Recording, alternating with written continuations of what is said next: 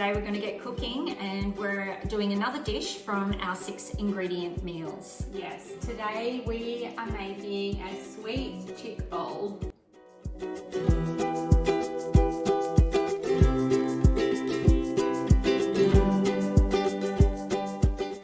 Let's go through our 6 main ingredients with you. So we have, where do I start? Chickpeas, rice, avocado, sweet potato, Spanish onion, and kale. Yum. As easy as that. We're going to show how we're going to bring all these ingredients together. We're going to inspire you to make something yummy because it's so important to take care of you.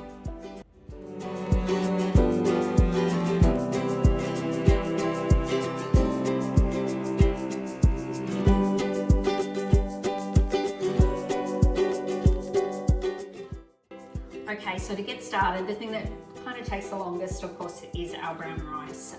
So it does take half an hour to cook on the stove, but I mean, just follow whatever cooking instructions it has on the rice that you're using. So we'll get the rice underway, but if you can get your oven on to 180 fan forced. Great, and then we're going to do what are we doing next? Cutting up the sweet potato. Yep. We're only using 1 cup of brown rice, but of course we've always said a bit of a theory that you're going through all the trouble of cooking it, and Mel's told us before why it's so good to cook it and let it cool. Yes. So add extra in while you're going to all the trouble. You can easily have it in the fridge or in the freezer for backup. And what I've noticed that 1 cup, generally if you're going to do a serving for 4 people, you're only going to need a 1/4 cup in your bowl by the time we add all of the other the other 5 ingredients to the bowl. So yeah, 1 cup will cover 4 people. With the sweet potato, we're going to use 2 this size today, because you notice even when you roast it at smalls, if it's your favourite, there's nothing wrong with putting a little bit more. Yeah. So, and the cool thing about today's recipe is that we're just going to turn on the oven and we're going to put on the same tray your sweet potato and your chickpeas. The sweet potato will take longer to cook, but just make sure it's a really big, large roasting dish, and that way you can shimmy the sweet potato off to one side and add the chickpeas towards the end. Anything that I can cook in 1 tray is like amazing in my books. So yes, it's a winner. So good. So, and I mean, it's cold at the moment, it's winter here for us. So there is the optional, we've got some Spanish onion. So you could actually put it in and roast it with these as well if you like your onion roasted in your bowl, or if you're feeling like you want to have it fresh and more crunchy, you can just chop it up and pop it in at the end. Totally up to you what you prefer to do. Cool.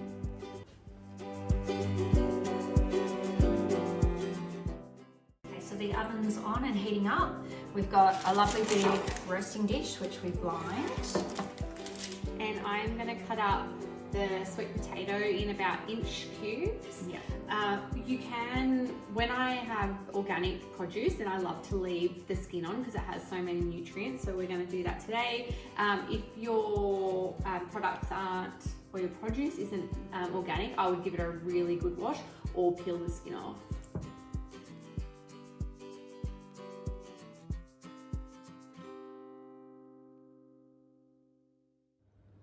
Okay, so we've now chopped up all of the sweet potato into lovely, nice big pieces.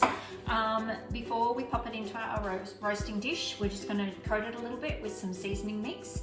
We're using my superb seasoning mix today. This is going to take all the guesswork out of it. You just literally have to open, toss it over, and it's done. It's got all of your herb spices and most importantly your salt and pepper, so it's seasoned that you don't have to add any afterwards.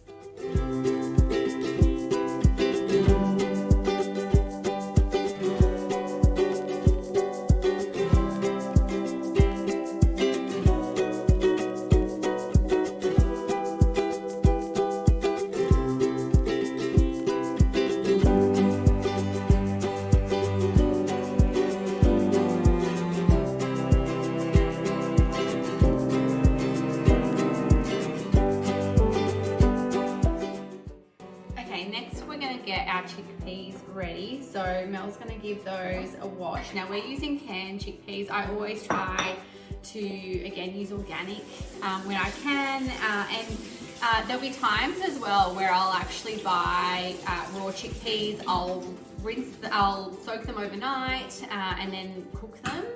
and that's really nice as well if you want to do that, but don't be afraid to use the canned ones. Just make sure you're getting organic. So what are we doing? We're using avocado oil for this dish, which is really nice oil, and it's great for if you're baking or frying because it has a high smoke point. And we're going to add in a tablespoon of oil, and then we're going to use Mel's superb seasoning again. And how much seasoning do you think? 1 to 2 tablespoons. Just sort of shake a little bit over and just see if it looks like it's coated everything. If one's not enough, you can use the second one. And yeah, just about a tablespoon of the olive oil over the top. Yeah, and we're also giving it a good dry as well with the tea towel. So and we'll see the little skins will pop off. You can just pick them out if you don't want to have them through on the roasting tray, but it won't hurt if they're left there.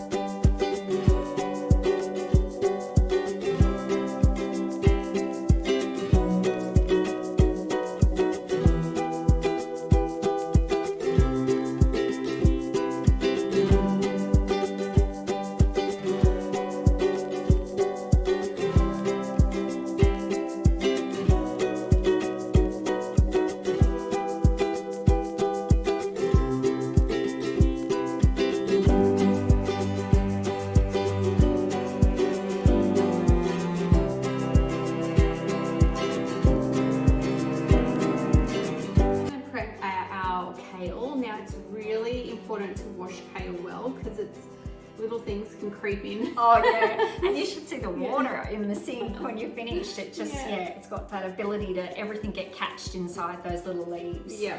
Now we know kale isn't something that everybody loves, and it is chewy, and a lot of people say, oh, that chewing, I couldn't be bothered. If you really don't like it, you can swap it out for some lettuce leaves, some spinach, whatever you feel like that's a green.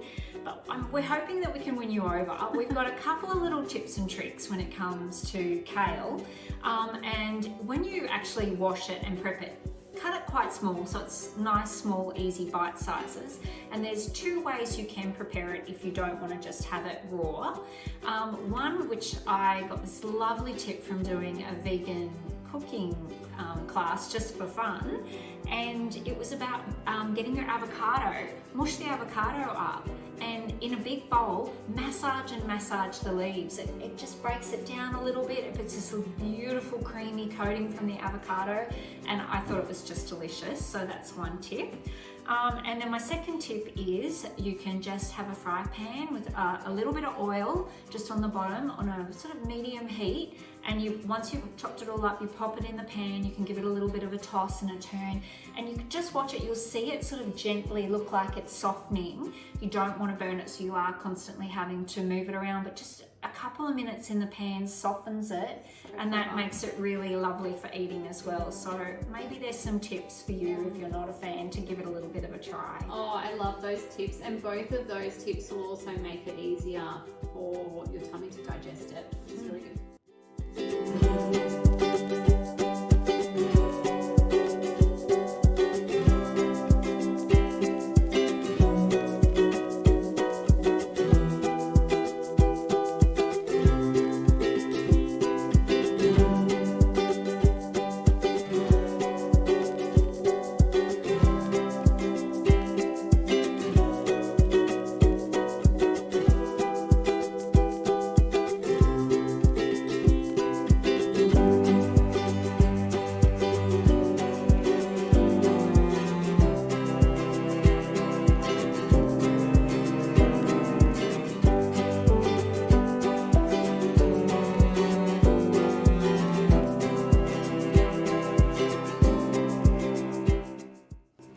Potatoes and chickpeas are almost ready in the oven. We are going to put together the dressing. So for the dressing, we're using tahini, honey, lemons, salt and pepper, and parsley. And you might find it's like tahini is a lot like nut butters and peanut butters. When you first open the jar, that first third of it is always got all the oil and it's really, really easy and it's runny. But as you get down to the bottom of the jar, it's a lot drier, it's a lot thicker.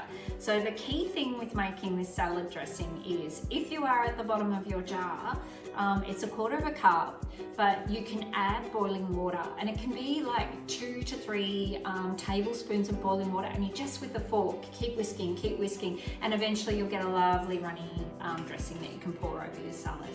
Full of tips today. I am today, watch out.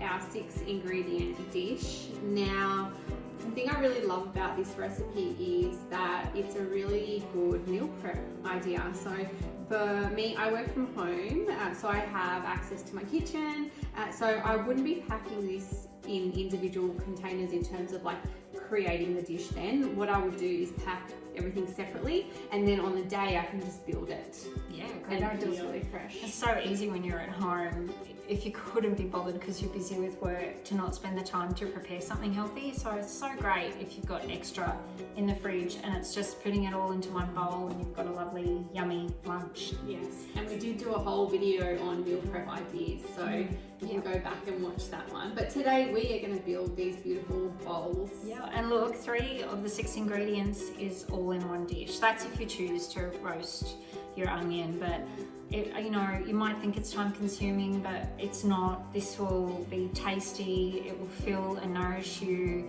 You're gonna feel great, motivated to get on with work afterwards. Yes, and we're gonna add our the seed cycling as well on top, which will give it that extra nutrient boost and all those hormone supporting nutrients. And it's textural, like having the crunch, like especially if it falls through the kale and all the avocado and you have the seeds stick through it, it'll be really yummy, really textural and really tasty.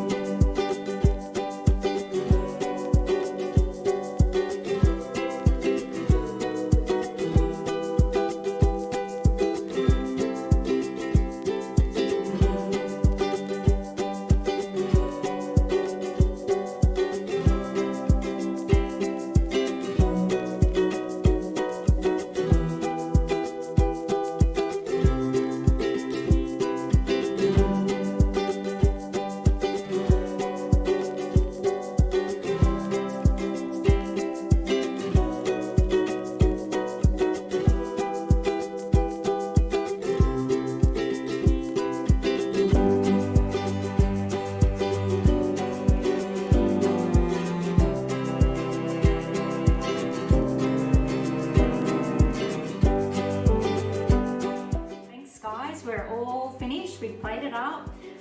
It smells amazing in here. I can't wait to have a nibble. I've tried this quite a few times at home and it was a big success, so I hope you feel the same way. We'd love to hear some comments about what you think about it. But we're pretty excited with our next dish because... Yes, we've never used these 2 ingredients before.